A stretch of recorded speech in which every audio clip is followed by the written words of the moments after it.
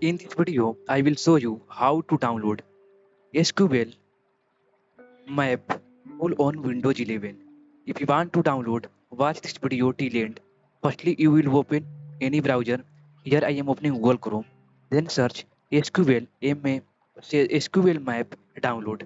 After searching this SQL map download, here you will find automatic SQL injection and database takeover tool.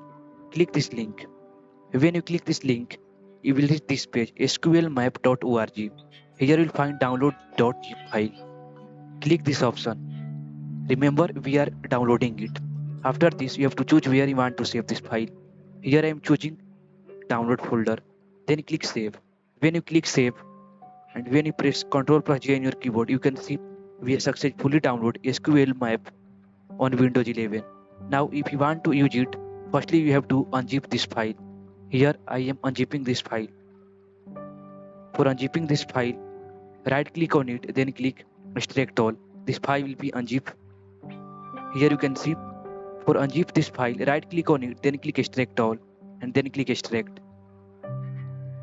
Here our file is extracting from zip file. And after this, you can use SQL map on Windows 11 computer or laptop. And here you can see a new folder SQL,